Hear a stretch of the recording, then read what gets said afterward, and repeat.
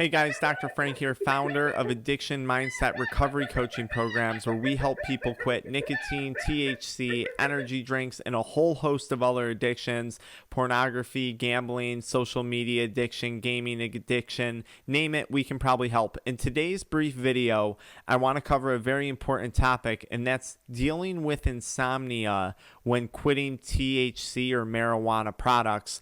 Insomnia was definitely something that I dealt with when I quit, and I want to make sure that you guys have some of the best advice and some of the best input when it comes to managing insomnia when you're quitting a THC product. So we're going to cover why you get insomnia in the first part of this video, and then in the second part, I'm going to talk about 3 simple things you can do to help you break this cycle of insomnia.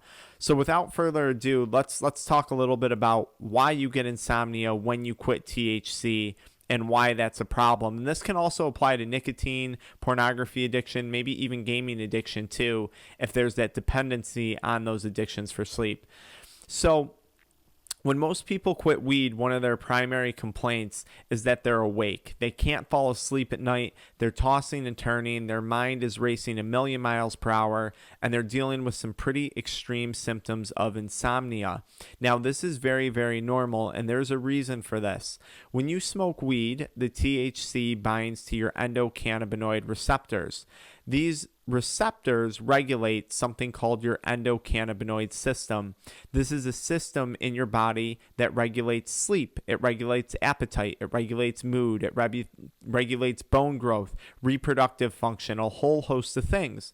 But one of those things is your sleep-wake cycle.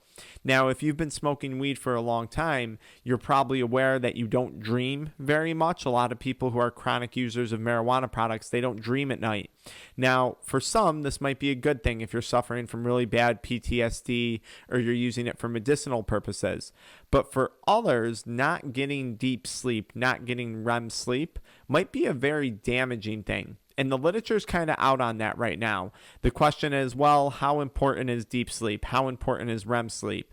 At my offices, it's very important. We take it very, very seriously. But look, we could find science to argue that it's not a big deal.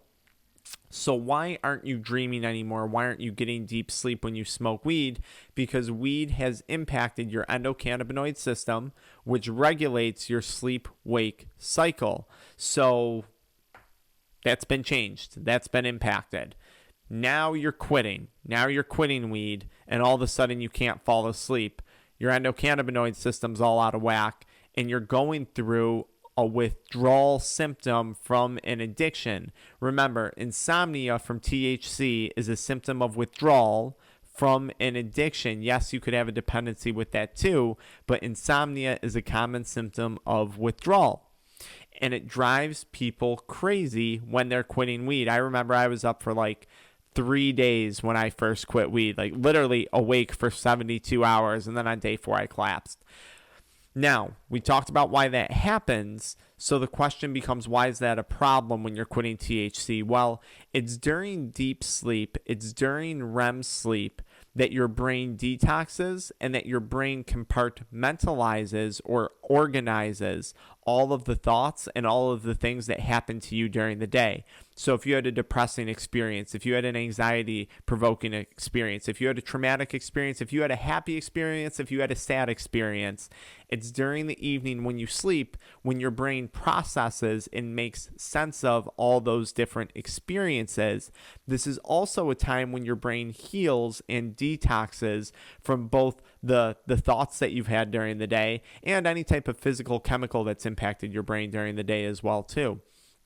So getting a good night's sleep, and not just a good night's sleep being defined as many hours of sleep, a good night's sleep being defined as a good quality of sleep, a deep night's sleep, a good quality of sleep is super, super important. Now, the more sleep you get, the better quality of sleep you get, I should say, rather, the more willpower you're going to have. So if you're quitting THC products and you're trying to have willpower to not use them, you need a good night's sleep. But that's really hard if quitting THC causes insomnia, which is a withdrawal symptom of quitting. But when you get a good night's sleep, when you get a deep sleep, you actually are proven to have more willpower. That's why when you drink alcohol, the next day you want to binge eat in the morning and you're starving. Not only does it impact your insulin levels, which makes you hungrier, but it also decreases your willpower. That's why so many people screw up a diet after they've had a hard night of drinking. It's usually not that night, but the next day they'll usually screw up their nutrition. It's the same thing when you're quitting THC or nicotine. If you're not getting a good night's sleep, you're going to have less willpower the following day, and the chances of relapse are going to become greater. Getting a deep sleep, a good night's sleep, is probably one of the most important things when it comes to quitting an addiction, getting into a good routine of sleep. And as I'm going to talk about, that doesn't mean taking a prescription pill. That doesn't mean taking an over-the-counter sleep aid. That definitely doesn't mean vaping melatonin, vaping a hormone, okay? God only knows what the consequences of that are going to be. That also impacts your sleep-wake cycle. No, we need your body to heal. So how can we focus on getting a good night's sleep to build up our willpower, to help us quit THC, to help us quit nicotine? Well, we're going to start with some really simple things. Thing number one is nutrition.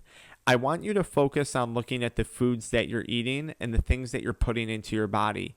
Foods very high in sugar are going to speed up your heart rate before bed, because sugar equals glucose and glucose equals energy. You're not getting ready to run a marathon. You're not getting ready to go work out. You're getting ready to go to sleep. So you don't need to be taking in a bunch of carbohydrates and a bunch of sugar right before bed, because otherwise that's going to wake up your liver, your kidneys, your pancreas, and your body's going to be getting ready to go do something. And if you're trying to force yourself to fall asleep, your heart rate's going to speed up, and that's going to wake you up during the night. So start to focus on foods that are higher in protein, higher in fiber, higher in healthy fats. Chicken, fish, beef, turkey, broccoli, spinach, vegetables. Fruits are okay. They're pretty sugary. If you're going to eat a lot of fruits, focus on berries. I'll make an entirely different video on the topic of nutrition and recovery, and you guys let me know what it is. What do you want to know about nutrition when it comes to quitting marijuana or when it comes to quitting THC, and I'll make a video on that. But for now, start to cut out the pop, cut out the sugar, cut out the candy, cut out the junk food, and I promise you're going to start to sleep better. Thing number two, when it comes to lifestyle modification, and this has to do with nutrition, I recommend cutting out all sources of caffeine. Caffeine is a stimulant. Even if you're having it first thing in the morning, especially if it's pre-workout or energy drinks like Bang, Monster, Red Bull, Mountain Dew Extreme, whatever, cut out caffeine. And oh my gosh, if you're drinking caffeine combined with sugar, of course you're going to have insomnia throughout the day when you're trying to quit THC.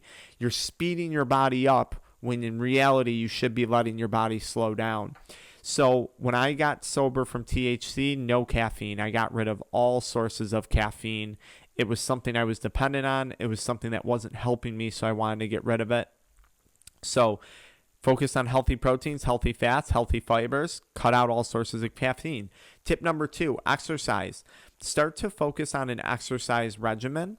And what I mean by that is ideally you're working out first thing in the morning. You can do strength training, you can do yoga, you can do cardio, you can do a mixture of all the above. Exercise promotes deep, restful sleep. Exercise helps promote deep sleep. It also wears you down physically. All that nervous energy you have when you first quit nicotine or THC, you can put that nervous energy into exercise, especially early morning exercise. I promise that's going to help to wear you out during the evening.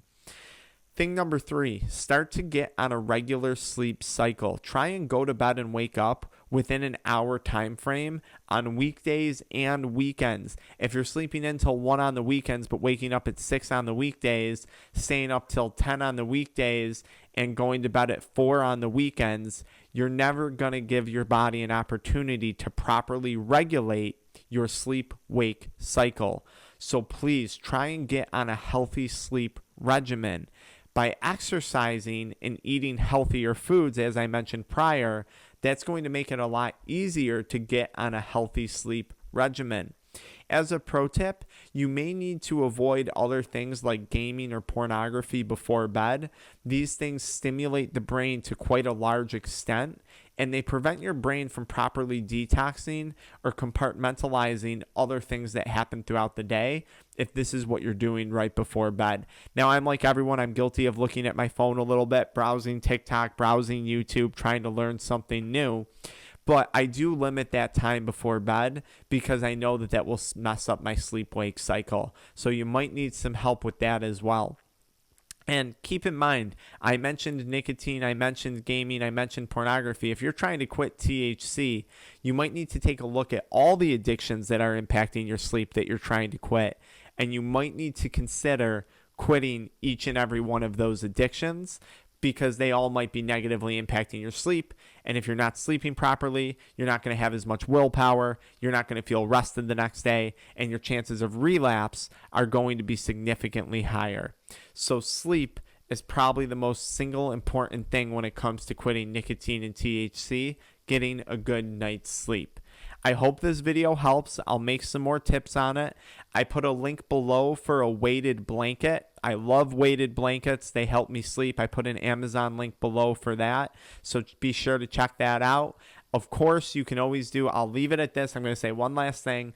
Of course, you can always read books and try and do meditation, try and do some gentle yoga before bed. I enjoy reading before bed personally. Everyone's different, so whatever floats your boat. I hope that helps. Check out the links below. Leave a comment asking. Tell me where it is you struggle most with quitting THC, and I'll make a video to help you with that. Lastly, I'll see you in the next video, how to quit weed. See you guys there.